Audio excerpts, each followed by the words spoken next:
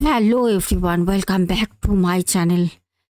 আজকে এমন একটা ঘটনা তোমাদের সাথে শেয়ার করব, ঘটনাটা শোনার পর কয়েক রাত ঘুম হবে না। এমন একটা ঘটনা আসে, সত্যি বলছি, ঘটনাটা যখন থেকে আমি পেয়েছি, উফ, আমার কাছে আসার পর থেকে তোমরা আমাকে দেখে বুঝতে পারছো, আমি শুধু চোখ বন্ধ করছি, সেই সকাল 5:30টায় উঠি, রাতটা 2:30-3টে শুই। বুঝতে পারছো, সারাটা দিন একটু ঘুমানোর টাইম করে পাচ্ছি না। যদিও টাইম বের করছি, বিশ্বাস করো 2 চোখের পাতা এক করতে পারছি না। ঘটনাটা শোনো, বেশি কথা বলবো না, সাথে থাকো। প্রত্যেক জনের নাম আমি ঠিক ঘটনার মাঝখানে তোমাদের ঘোষণা করে দেবো। সবাইকে বলবো একটা করে লাইক করে দিও। যারা এখনো পর্যন্ত ভালোবেসে চ্যানেলটিকে সাবস্ক্রাইব করোনি, অবশ্যই করে নিও।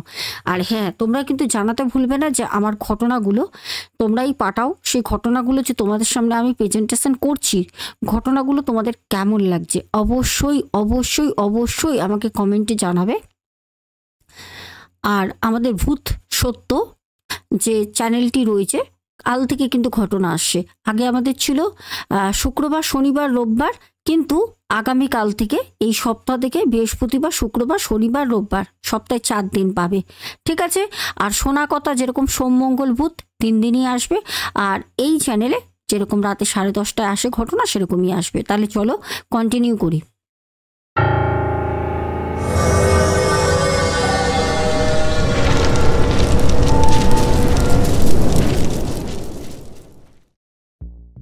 ঘটনাটা হচ্ছে হসপিটাল রিলেটেড। আমাদের যিনি আজকে ঘটনাটা পাঠান, ওনার নাম হচ্ছে বাবলু চ্যাটার্জি। উনি বলেছেন, ম্যাডাম আপনি নাম বলতে পারেন, কোনো অসুবিধা নেই।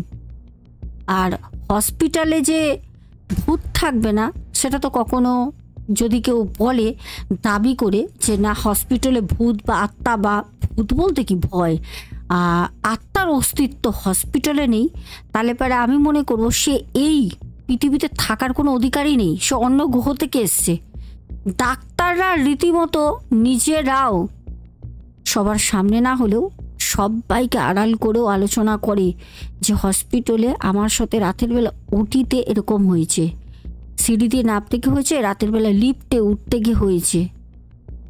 শুধু রাতে বলে না, দিনের বেলাও হয়।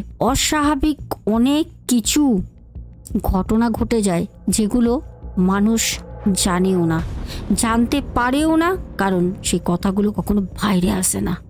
আজকে যে ঘটনাটা বাবলুদার বলবো, বাবলুদা বলেন, ম্যাডাম আপনি নির্দ্বিধায় আমার নাম বলতে পারেন, কোনো অসুবিধা নেই তাতে। আমি সত্যির পথে চলি আর সত্যি কথা বলতে ভালোবাসি। বাবলুদা বলেন যে আমার 11 বছরের অভিজ্ঞতা আজকে আপনাকে আমি পাঠালাম। আর সত্যি কথা বলতে দর্শক বন্ধু, তোমাদের কি বলবো, হসপিটালের যে ঘটনাগুলো তোমরা এত পছন্দ করো, আর দেখো এরকম ঘটনা না সচরাচর আসে না। আমি না সেই কি বলবো, চাতক পাখির মতো হাঁ করে বসে থাকি যে কখন কে মেল করবে, কখন একটা হসপিটালের ঘটনা আমি পাবো। সত্যি কথা বলতে আগে তো অনেক হসপিটালের ঘটনা আসতো, হসপিটালের ঘটনা কদিন ধরে আসছিল না। এই ঘটনাটা আসতে সত্যি বাবলু দাদা ভাই আপনাকে অসংখ্য ধন্যবাদ। শুধু আমার তরফ থেকে না, এই ধন্যবাদটা আমার শ্রোতা বন্ধুদেরও তরফ থেকে আপনাকে। আচ্ছা, ঘটনাটা আমি বলি, শোনো। আমাদের বাবলু দাদা ভাই বলেন যে আজ থেকে 11 বছর আগে আমি কলকাতার খুব নামি একটি হসপিটালে কাজে নিযুক্ত হই। 11 বছর আগে আমি যখন কাজে নিযুক্ত হই, আমি ওই হসপিটালে তার অনেক আগে থেকে একটা চান্স কাজ পাওয়ার জন্য, কোনো ওয়ার্ডে যদি আমি কাজ পেয়ে যাই, তার জন্য এর পায় ওর পায় তেল মাখানো যেটা বলে, করেছি। অনেকেই আমাকে বলেছে, আরে বাবলু চিন্তা করছিস কেন, কাজ তোর হয়েই যাবে, আরে আমি এবারে করে দেবো কাজটা, চিন্তা করিস না। এরকম করে করে আমি হাল ছাড়িনি। সবাই বলেছে কাজ কাজ কাজ, আরে কাজ তো তুই পাবি রে বাবলু, চিন্তা করছিস কেন, দাঁড়া না, এই বছরটা যাক না, দাঁড়া, আরে ফেব্রুয়ারি মাসটা পড়ুক না। এরকম করে অনেকে, বাবলুদা বলেন, আমাকে ঘুরিয়েছেন। জানেন ম্যাডাম, আমি হাল ছাড়িনি। একদিন সেই হসপিটালের সুপার আমাকে ফোন করে ডাকে, বলছে, কে বাবলু, একটু আয় তো। হসপিটালের নাম করে বলে। আমি সেই হসপিটালের সুপার বলছি। আগে থেকে আমার সবার সাথে জানা পরিচয় ছিল, কারণ আমি ওখানে কাজ করার জন্য নাছোড়বান্দা ঘুরছিলাম।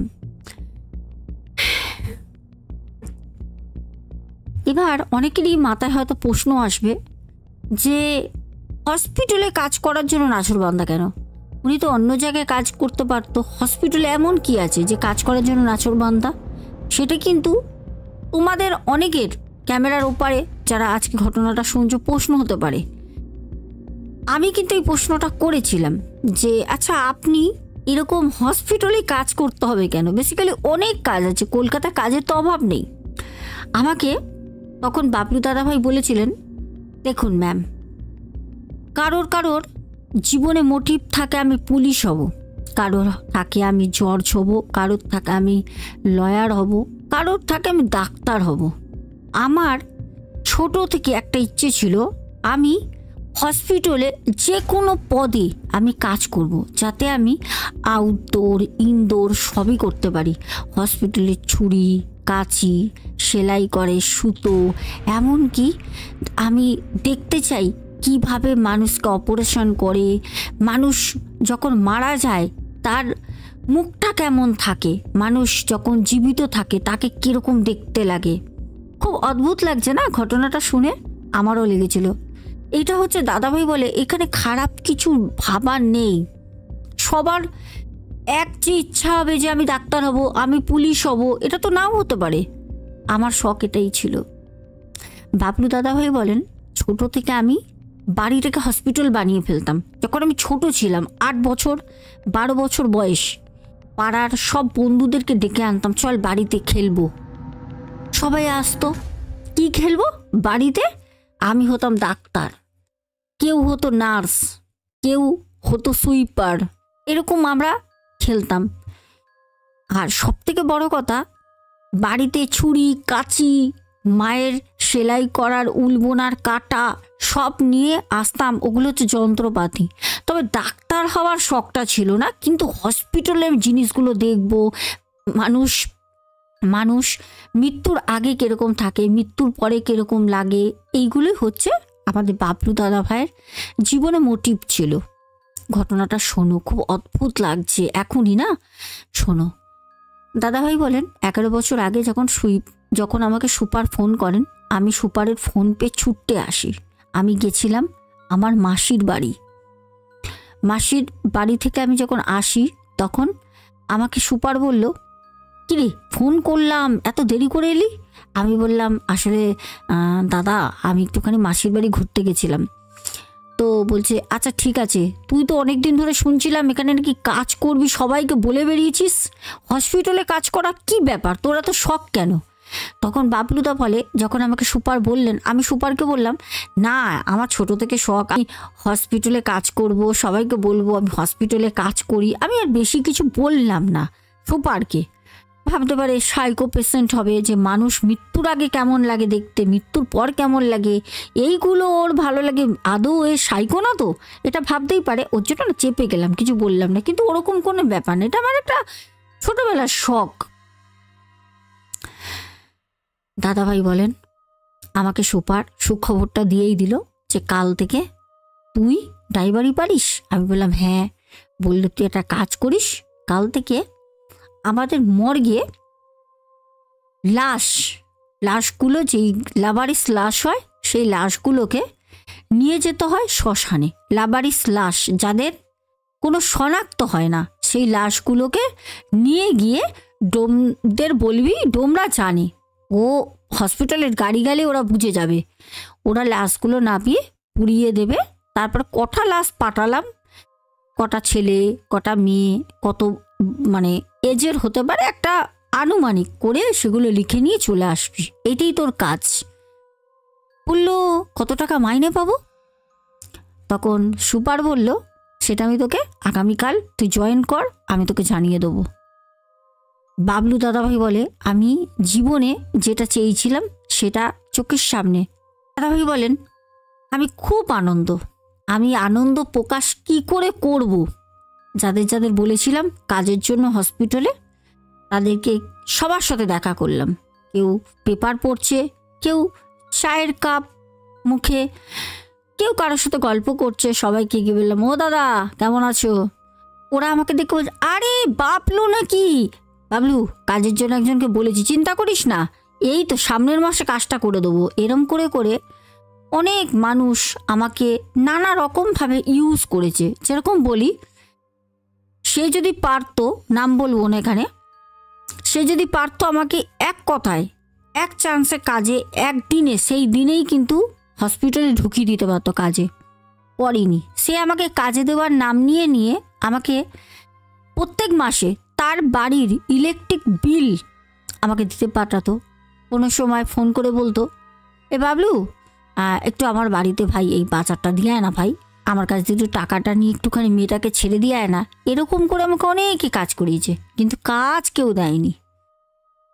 তখন বাবলুদা বলছে, না না ও দাদা, কাজ তোমায় দিতে হবে না, এই হসপিটালে কাজ আমার হয়ে গেছে। কী রে বাবলু, কে দিল, কি করে পেলি, কার আন্ডারে? বললো সুপারই ফোন করে কাজ দিয়েছে। সুপার? আর যাদেরকে আমি কাজের জন্য বলেছিলাম আজ এত বছর ধরে, তারা সুপারের অনেক নিম্নতলে কাজ করে। সুপারের নাম শুনেই তারা ঝকপকিয়ে উঠল, সুপার কাজ দিয়েছে, বাবা, তার মানে তো আমাদেরও ওপরে তুই রে। আর কিছু বললাম না, হেসে বেরিয়ে গেলাম। এবার পরের দিন কাজে জয়নিং, ফার্স্ট ডে জয়নিং। দাদাভাই বলেন, আমি সকালবেলা গেলাম 8টার সময়, আমাকে ওই সময় ডেকেছিলেন সুপার। দাদা বললেন, কিরে বাবলু এসছিস? দেখ বাবলু, ভয় পাবি না তো, এইসব কাজ করতে গেলে একটু কিন্তু ভয় লাগবে। রাত বিগতে তোকে কিন্তু হসপিটালে আসতে হবে। হতেই পারে ধর কোনো সময় অ্যাম্বুলেন্সও তোকে চালাতে হতে পারে হসপিটালের, আবার কোনো সময় তোকে কিন্তু অনেক কাজে হসপিটালে আসতে হতে পারে।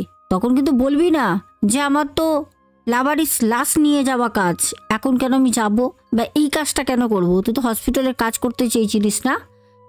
বাবলু দাদাভাই বলেন, ম্যাডাম, আমি এত কাজের নেশায় পাগল হয়ে আমি সব কথাই শুধু বলে গেলাম, হ্যাঁ আমি আসবো, আপনি যখন ডাকবেন আমি আসবো, আমি কাজ করব। তারপর কাজে জয়েনিং করলাম। যেদিন জয়েনিং করলাম সেদিনকে কোনো লাশ নিয়ে যাওয়ার ছিল না। লাভারিস লাশ মর্গে অনেক আছে, কিন্তু সেই লাশগুলোর বাড়ির লোকের জন্য অপেক্ষা করছে। বলল 13 তারিখ, মানে যেই দিন আমি জয়েনিং করি সেদিন ছিল 10 তারিখ। বললো 13 তারিখ লাস্ট একটা ডেট আছে, যদি কেউ না আসে ওই লাশগুলোকে নিয়ে চলে যাবি, 7খানা লাশ আছে। আমি বললাম ঠিক আছে। আমাদের বাবলু দাদাভাই বললেন, জানেন তো আমি হসপিটালে গিয়ে এত বাজে কিছু জিনিস দেখেছি চোখে, সেই জিনিসগুলো না আমি কোনোদিন ভুলতে পারি না।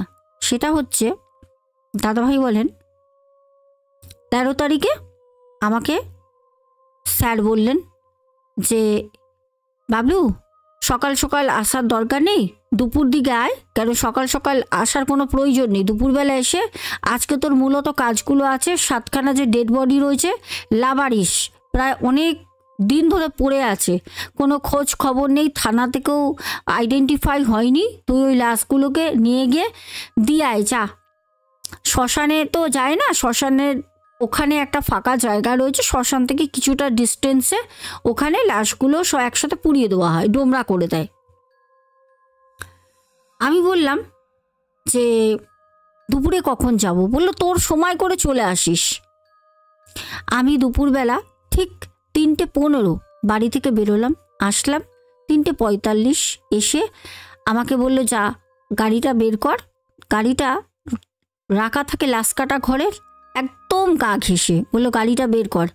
তারপরে যা গিয়ে মর্গ থেকে ওই 7খানা ডেড বডি বের করে নে, লাভারিস লাশ আলাদাভাবে রাখা থাকে, তো সেগুলোকে লাভারিস লাশগুলো আলাদা ছিল, 7খানা তোলা হলো। 2জন ছেলে সহযোগিতা করলো, তারা ওই ডোমি হসপিটালেই থাকে, তারাও সাথে গেল।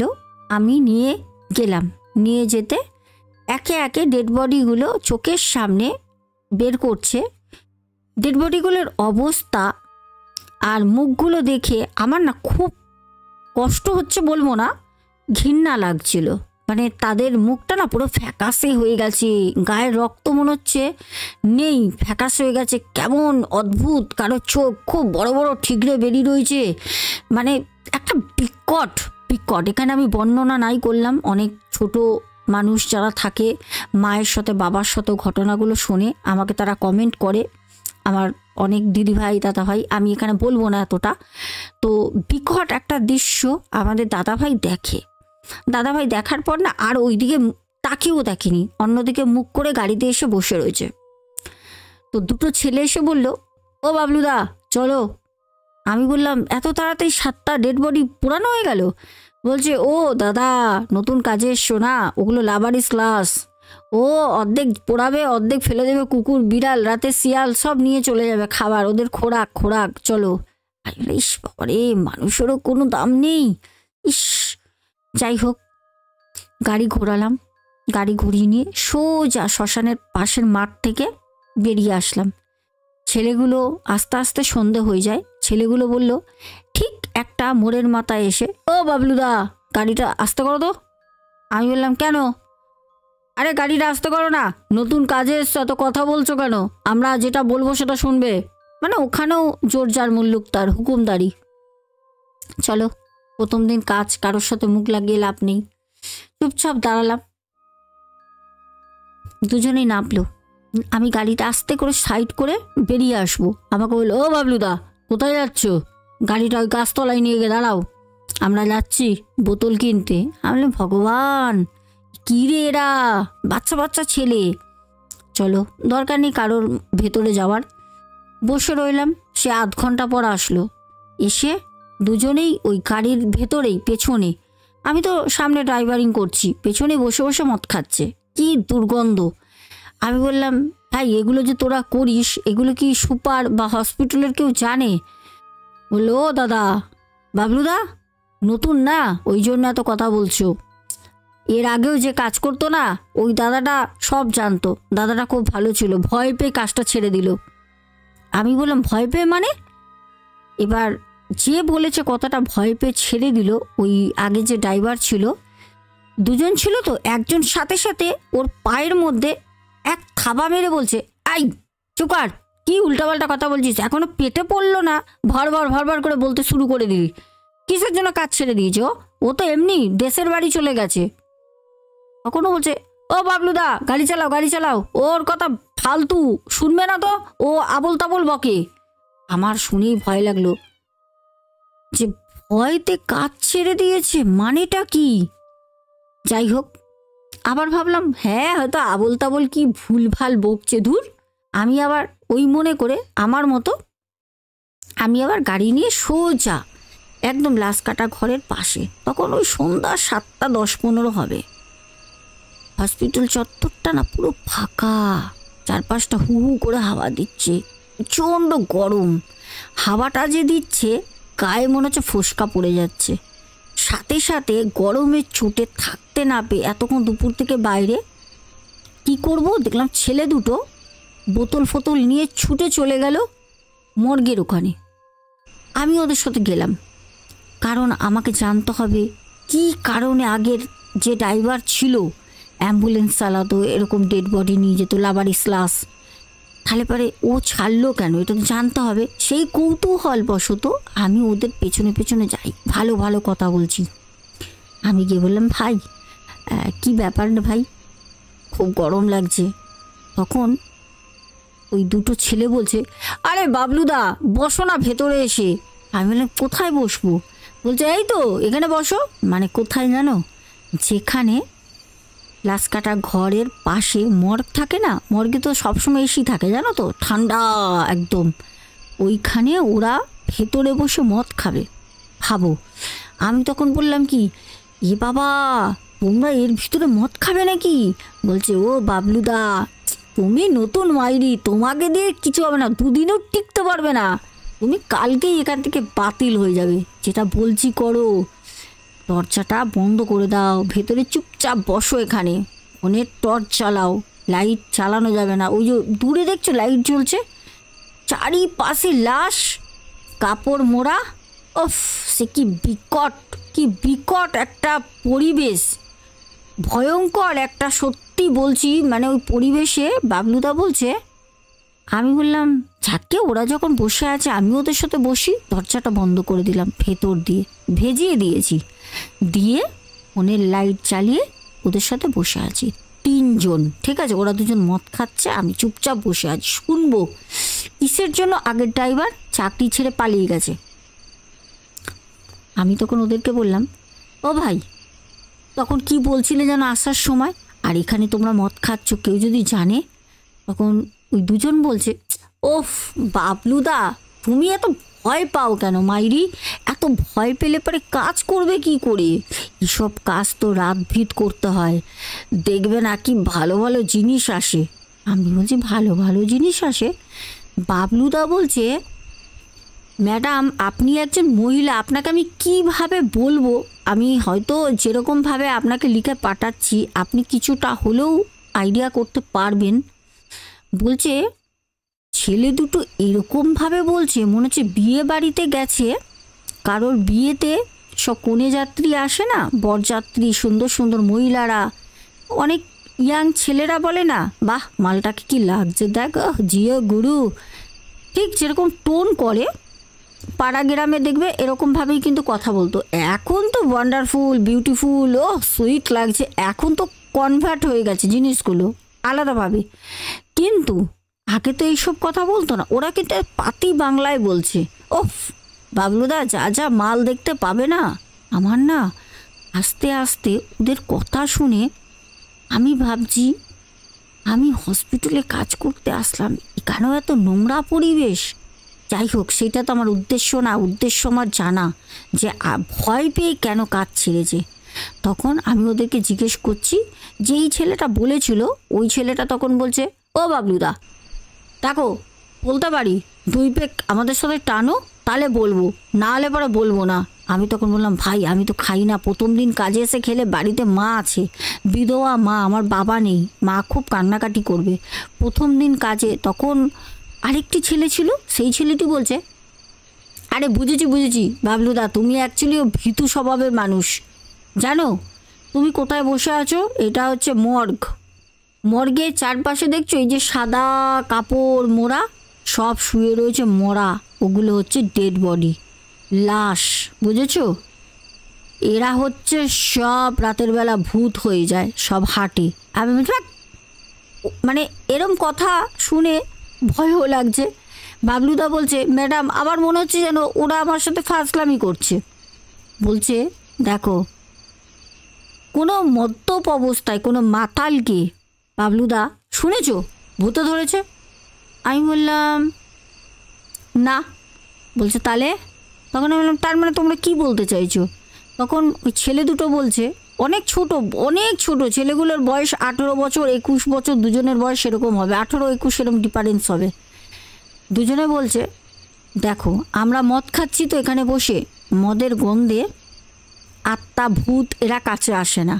এবার দেখো, একমাত্র ভালো আছো তুমি যদি এইসব আমাদের সাথে না খাও, তাহলে তোমাকে ওরা ঘেঁটি চাপতেই পারে, আমরা কিন্তু ছেড়ে পালিয়ে যাব বাবলুদা তখন বলছে, এই তাহলে আমাকে 1 প্যাক দাও। বাবলুদা বলছে ওই কথাটা ওরা এরকমভাবে আমাকে সুন্দরভাবে এক্সপ্লেন করে, আমি না ভয় পেয়ে যাই। আমি বললাম দাও 1 প্যাক আমাকেও দাও। বাবলুদা খেয়ে নেয়, বলে আমাকে দিয়েছে, আমি টেনে দিলাম। দেওয়ার পর আমি বললাম আর কিছু হবে না তো? তখন ওরা 2 জন বলল, আরে না বাবলুদা, এবার তুমিও আমাদের সমগামী হয়ে গেছো, একদম গন্ধ বেরোচ্ছে অ্যালকোহলের। এইবার বাবলুদা বলছে কি, তাহলে বলো কি ব্যাপার, তোমরা বলছিলে, আমার খুব জানার ইচ্ছা হচ্ছে। তখন যেই ছেলেটা গাড়িতে বলেছে এই কথাটা, সেই ছেলেটা কথাটা বলবে যে হ্যাঁ বাবলুদা, তোমার জেনে রাখা ভালো, নাহলে তোমারও কোনো খারাপ ক্ষতি হতে পারে। তখন পাশের ছেলেটা বলছে, এই বলছিস কেন? বাবলুদাকে যদি শুনতে হয় আর 1 প্যাক খেতে হবে। বাবলুদার 1 প্যাকই চড়ে গেছে। বাবলুদা তখন বলছে হ্যাঁ দাও খাবো, আর 1 প্যাক দিয়েছে। বাবলুদা বলছে আমি 2 পেক খাবার পর, আমি তো সচরাচর খাই না, হ্যাঁ একদম খাই না এটা না, খাই পুজো পার্বণে আমি খেতাম পাড়াতে ক্লাবের পুজোতে, কিন্তু বহু বছর পর আবার ওরকম কাজে, তাও আবার মর্গে বসে লাশের সাথে চারপাশে লাশ, আমি খাচ্ছি।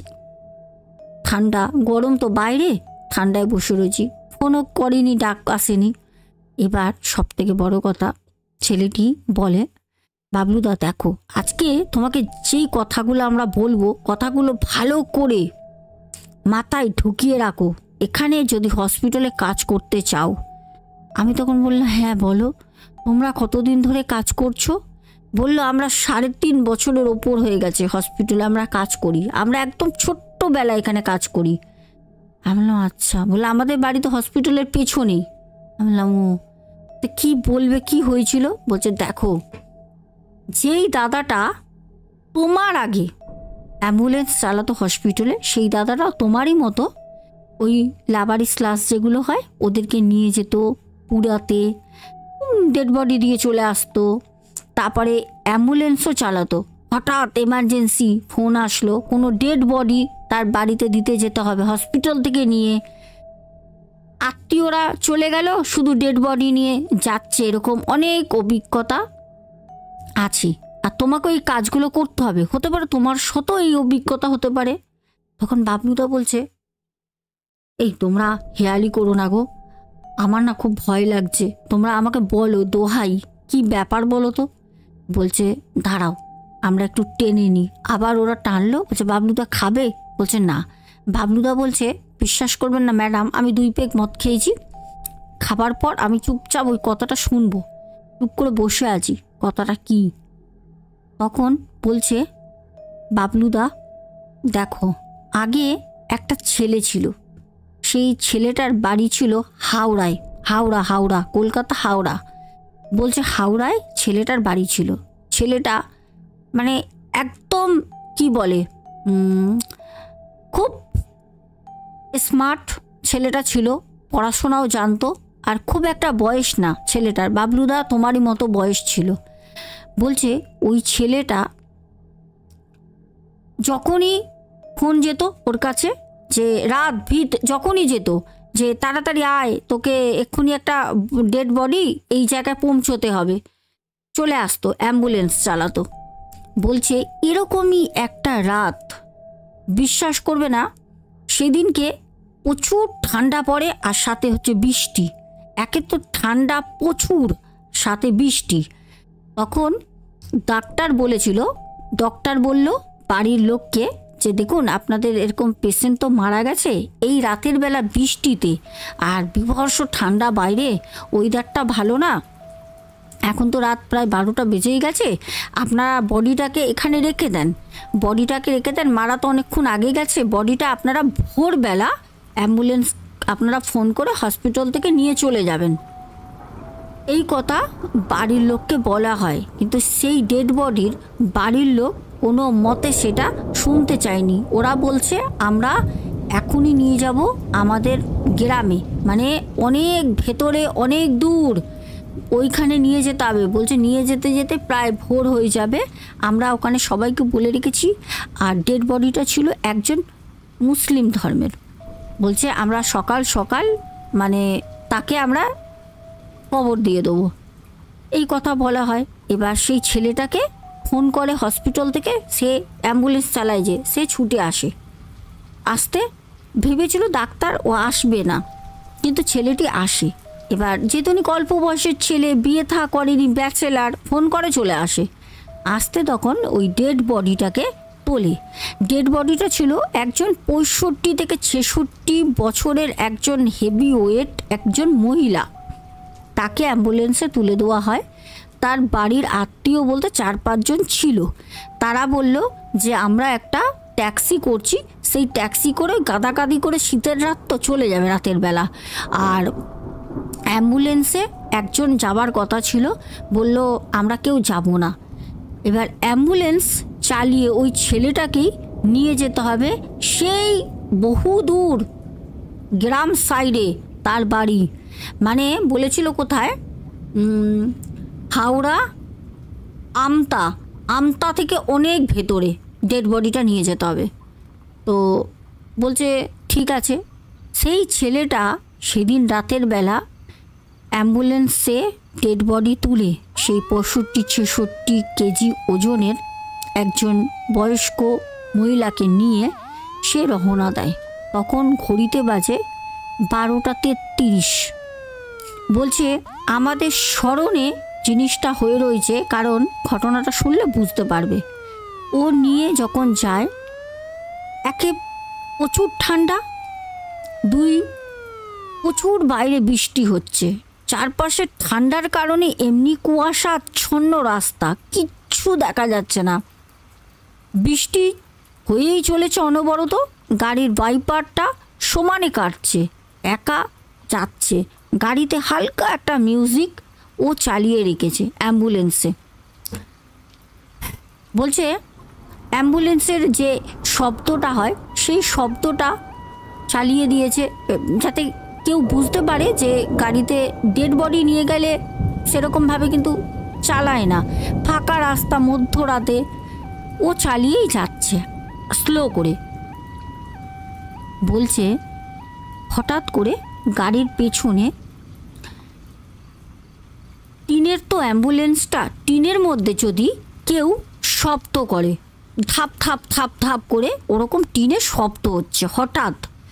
তো ও সাথে সাথে অ্যাম্বুলেন্সের সাউন্ডটা অফ করে আর মিউজিকটাকেও অফ করে ও শোনার চেষ্টা করছে যে টিন বাজানোর যে শব্দটা হচ্ছে এটা কোথা দিয়ে হচ্ছে।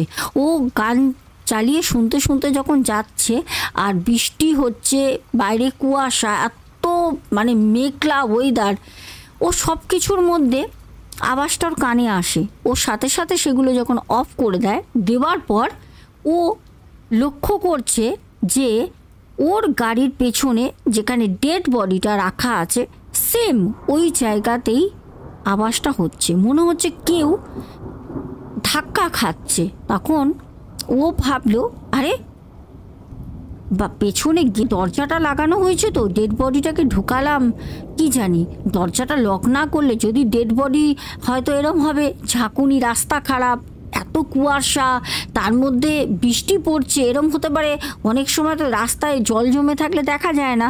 এবার গাড়িটা তো কোনো সময় গর্তর মধ্যে পড়েছে, জার্কিং হয়েছে। এবার ড্রাইভার কি ভাবছে, ছেলেটি ড্রাইভার ভাবছে যে হয়তো ডেড বডিটা আস্তে আস্তে ওই গেটের দরজার কাছে চলে গেছে, আর দরজাটা একটু লুজ থাকে। ভাবছে যদি কোনো মতে দরজাটা খুলে যায় আর অ্যাম্বুলেন্সের, আর যদি ঝাঁকুনিতে ডেড বডি যদি বাইরে বেরিয়ে ছিটকে রাস্তায় পড়ে, একটা রাতের গাড়ি নেই, তখন প্রায় 1:30-2 বাজে, গাড়ি থাকবে কোথা দিয়ে? এমনি সময় হলেই 1-2 গাড়ি পাওয়া যায়, এমনি তো বৃষ্টি, তার মধ্যে আবার পুরো কুয়াশা পড়ে রয়েছে, তার মধ্যে চাকিয়ে ঠান্ডা, একটা কুকুর বিড়াল কিছু নেই, রাস্তায় মানুষ তো দূরের কথা। তখন ওই ছেলেটি অ্যাম্বুলেন্সটাকে সাইড করে বাইরে নামে। তখনও ঝিরঝির ঝিরঝির করে বৃষ্টি পড়ছে। ও রেনকোট ছিল ওর অ্যাম্বুলেন্সের, রেনকোটটা কোনো রকমে লাগায়নি, বোতাম জাস্ট মাথায় আটকে নেয় আর হাত দুটো ঢুকিয়ে নেয়, নিয়ে ও ছুটে পিছনে যায় অ্যাম্বুলেন্সের গেটের কাছে। গিয়ে দেখলো অ্যাম্বুলেন্সের গেট কিন্তু তালা দেওয়া। ও তখন বললো, তাহলে তো পকেটে আমারই চাবি আছে, তালা দেওয়া আছে তো। বললাম কত করে, বাড়ির একজন আসতে কেউ এলো না। কীরকম সত্যি, মানুষ মারা গেলে পারে তার কোনো ভাবই দেয় না। এই জন্যই তো মৃত্যুর পরেও তো আত্মা থাকে, সব দেখে কে কীরকম তাকে করছে, কি সত্যি বাড়ির আত্মীয়জন। হ্যাঁ, তো সে আবার মানে অ্যাম্বুলেন্স ড্রাইভার এইসব একা একা মনে মনে আপড়াতে থাকে ওখানে। তারপর সে আবার অ্যাম্বুলেন্সে গিয়ে বসে, অ্যাম্বুলেন্স চালাচ্ছে। বলছে অ্যাম্বুলেন্সটা শুরু করা 10 মিনিট রাস্তা অতিক্রম করে চলে গেলাম আপড়া খাপড়া রাস্তা দিয়ে, কোনো আওয়াজ হলো না। 10 মিনিট পর আবার টিনের মধ্যে থাপ থাপ থাপ থাপ থাপ থাপ এরকম করে শব্দ করছে টিনটার মধ্যে। বলছে মহাজ্বালা হলো তো।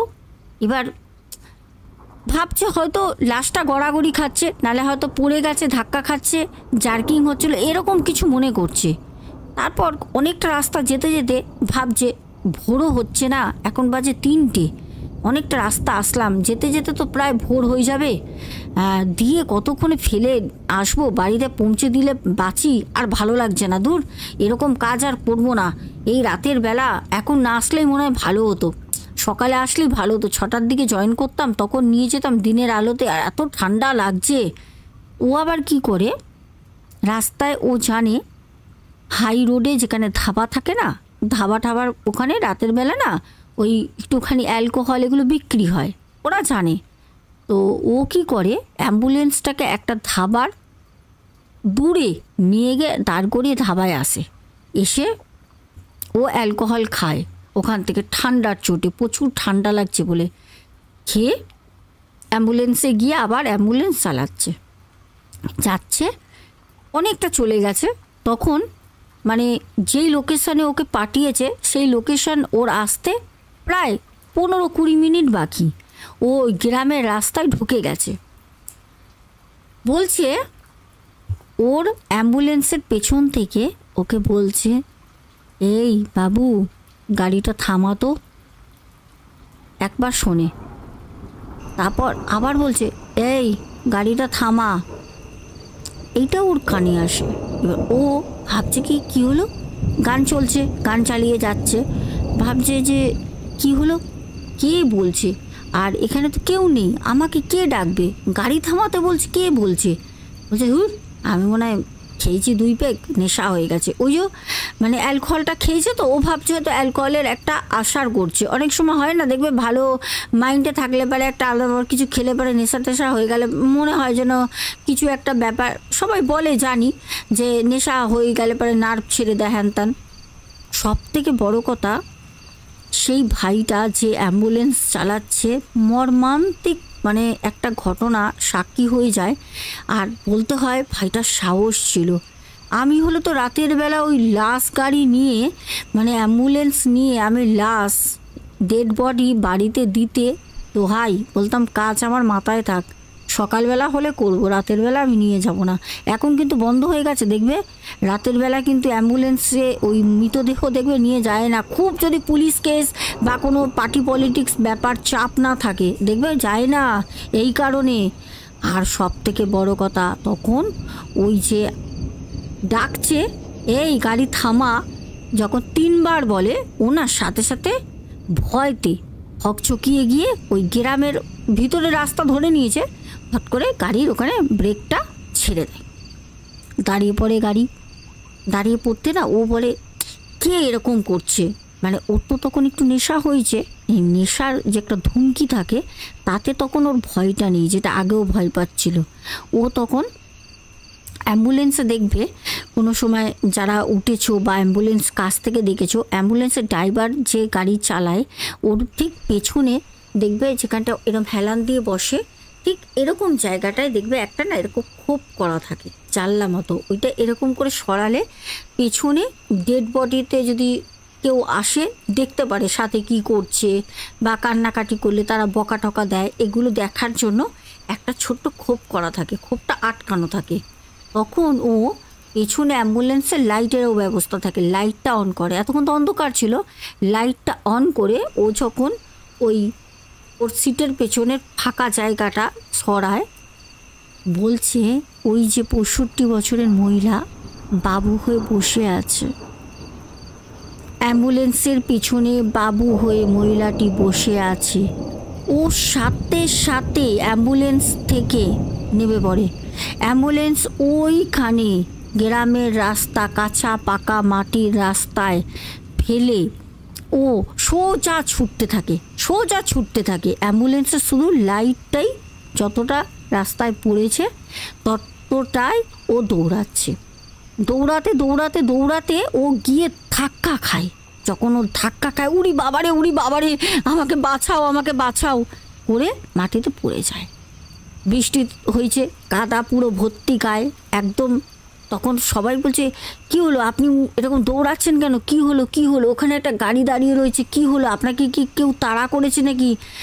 যখন তোলে ওকে তখন দেখছি ওর কপাল দিয়ে গলা ঠলা পুরো ঘেমে গেছে। সবাই বলছে কি ব্যাপার, আপনি এরকম ঘেমে গেছেন আর আপনার গাড়ি হসপিটালের গন্ধ বেরোচ্ছে? তখন বলছে ওই অ্যাম্বুলেন্স চালিয়ে আমি আনছিলাম, এখানে একজন মুসলিম পরিবারের কেউ মারা গেছে। তখন বলছে হ্যাঁ সেই পরিবারের তো আমরাই এসছি। তো বলছে আমাদের ভাবি হয়, কেউ বলছে চাচি হয়। বলছে হ্যাঁ ওই অ্যাম্বুলেন্সে আছে, আপনারা সাথে চলুন। সবাই বলছে আপনি অ্যাম্বুলেন্স ওখানে রেখে দিয়ে দৌড়াচ্ছেন কেন? বলছে কিছু না, আপনি চলুন। কেউ সবাই বুঝতে পেরেছে, কিন্তু ছেলেটি কাউকে কিছু বলেনি। অ্যাম্বুলেন্স থেকে ওই ডেড বডি নামিয়ে দেয়, দিয়ে সেই অ্যাম্বুলেন্স চালকটি ওই গ্রামে সকালে ভোর সূর্য ওঠা পর্যন্ত, বলছে এত কুয়াশা, এত ঠান্ডা, দাঁত ফাত কাঁপছে। আর সূর্য ওঠে প্রায় 7টার পর। আমরা জানি ঠান্ডাকালে এমনি সূর্য মামা ঘুমায়, উঠতে চায় না, পুরো অন্ধকার হয়ে থাকে। 7টার পর সূর্য যখন ওঠে, রাস্তা ক্লিয়ার হয়, তখন ও অ্যাম্বুলেন্স নিয়ে হসপিটালে আসে। আর সেই দিনকেই ও কাজটা ছেড়ে দেয়। ওর এর আগেও অনেকগুলো অভিজ্ঞতা হয়েছে। ও কিন্তু এই যে 2 ভাই আমাদের বাবলুদাকে যারা ঘটনাটা বলছে এরা কিন্তু সব জানে। আর এই ছেলেগুলো অনেক কিছু দেখে। আমাদেরকে বাবলুদা বলছে ম্যাডাম আপনি বিশ্বাস করবেন না, ওদের কথা শুনে আমি যেটা বুঝতে পেরেছি, ওরা হসপিটাল চত্বরে কি হয়, ভূত প্রেত এইসব বলে কি, কত ছায়া আমরা দেখতে পাই জানো, কত ছায়া।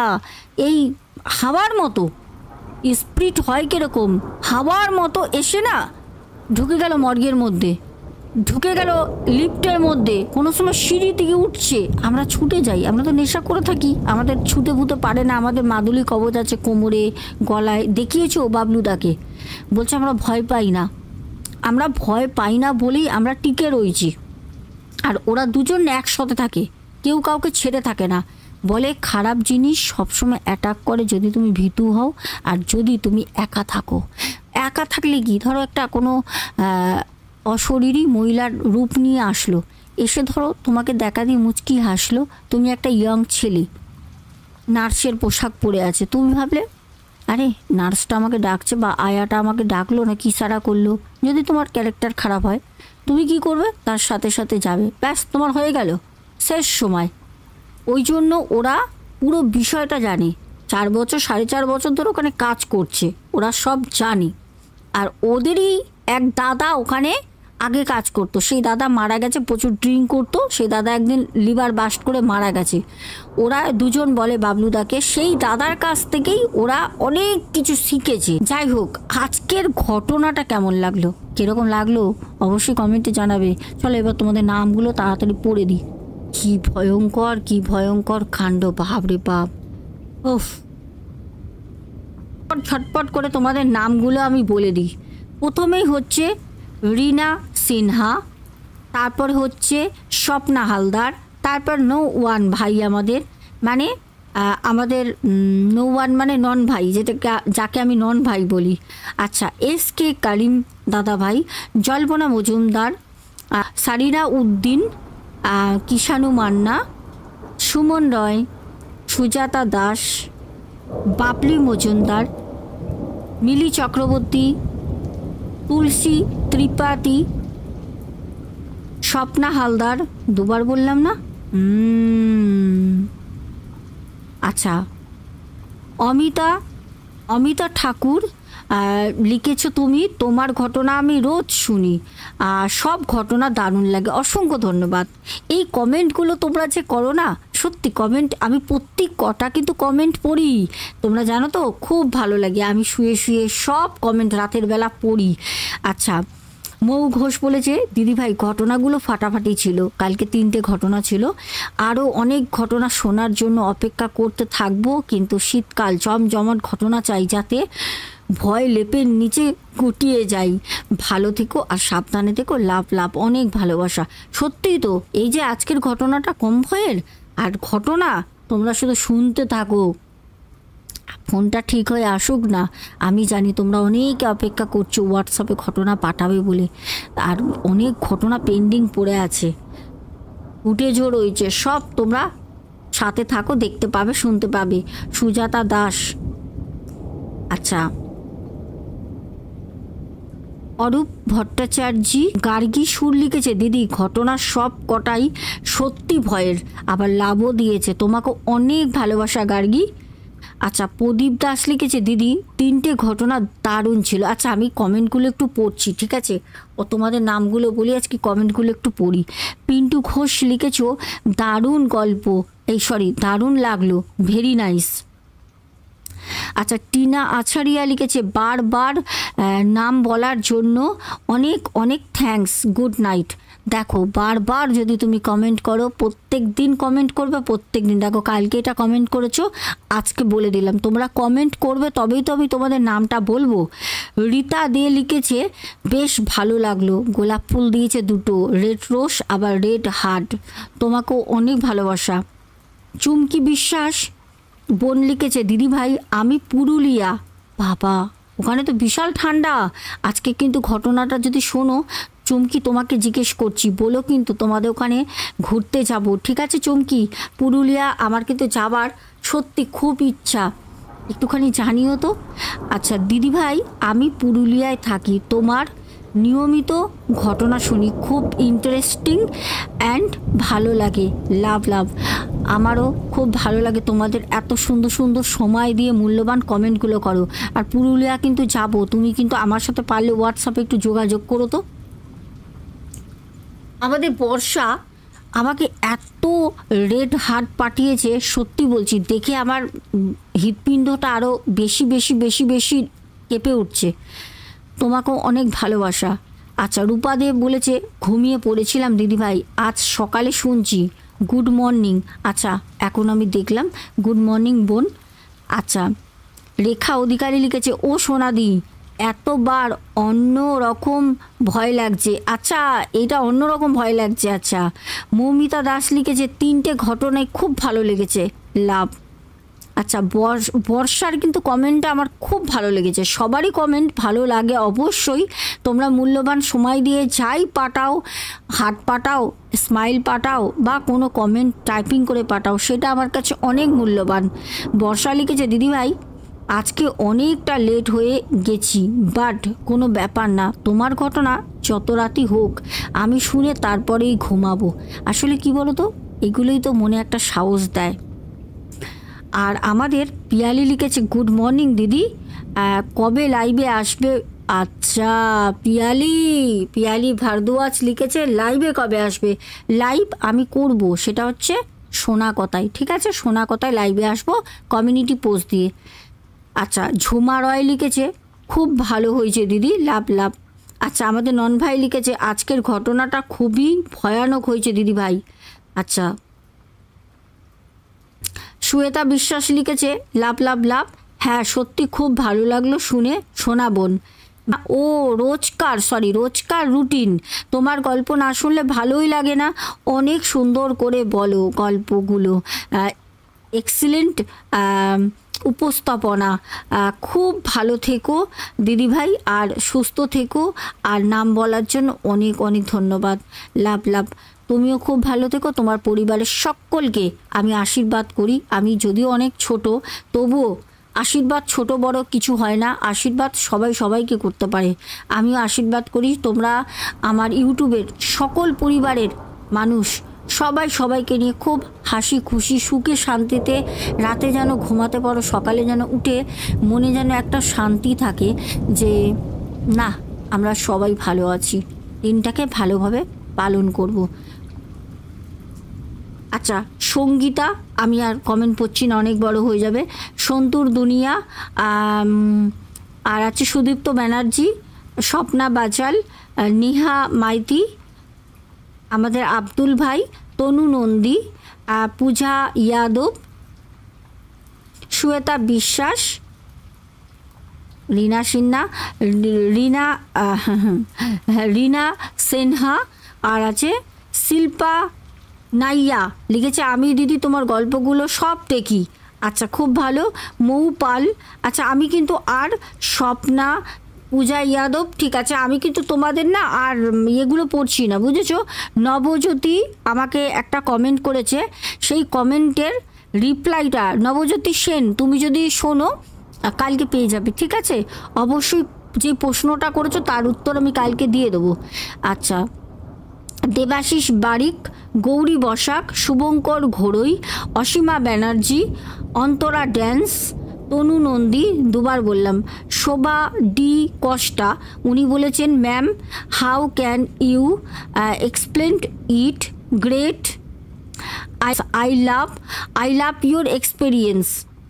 Thank you thank you thank you. আচ্ছা, বনানী কর্মকার দিদিভাইও কমেন্ট করেছেন। দীপা দে, তুমিও আমাকে একটা কমেন্ট করেছো, তার রিপ্লাইও তুমি পেয়ে যাবে। তানিষ্কা দত্ত আমাকে কালকে কমেন্ট করেছে, ফার্স্ট কমেন্ট দিই, লাভ লাভ লাভ, ধন্যবাদ তানিষ্কা। আচ্ছা চলো আজকের মতো রাখবো, সবারই মোটামুটি নাম বলে দিয়েছি। যারা যারা আমাকে তোমরা একটা জায়গায় 3-4টে করে কমেন্ট করছো, আমি কিন্তু তোমাদের নামগুলো আলাদা করে রাখছি। টপ যারা করতে পারবে আমি কিন্তু তাদের নাম ঘটনার প্রথমেই কিন্তু ডিক্লেয়ার করে দেবো, ঠিক আছে। অরূপ ভট্টাচার্যা লিখেছে মানুষ মারা যাবার পরে আবার কারোর না কারোর সাথে দেখা করে, এই রকম আমার সাথেও ঘটেছে। একদম ঠিক, মানুষ মারা যাবার পর কিন্তু মানুষের আত্মা দেখা দেয় থাকে। আচ্ছা, যার যদি কোনো নাম বাদ চলে যায় কমেন্টে করে দিও, আগামীকাল আমি বলে দেবো। আর মিস ম্যাচ বর্ষা, তুমি লিখেছো আমি একটা কথা বলতে চাই, তোমার নম্বরটা দাও। সোশ্যাল মিডিয়ায় নম্বর তো দেওয়া যায় না, আর যেটা আমার বিজনেস অ্যাকাউন্ট ফোন আসার পর দিয়ে দেবো। তোমার যদি খুব প্রয়োজন থাকে লিঙ্ক দেওয়া থাকবে, ইনস্টাতে আমাকে ডিএম করো, ঠিক আছে। তো চলো আজকের মতো টাটা, গুড নাইট। ঘটনাটা কেমন লাগলো জানিয়ে দিও, সবাই খুব ভালো থেকো, টাটা।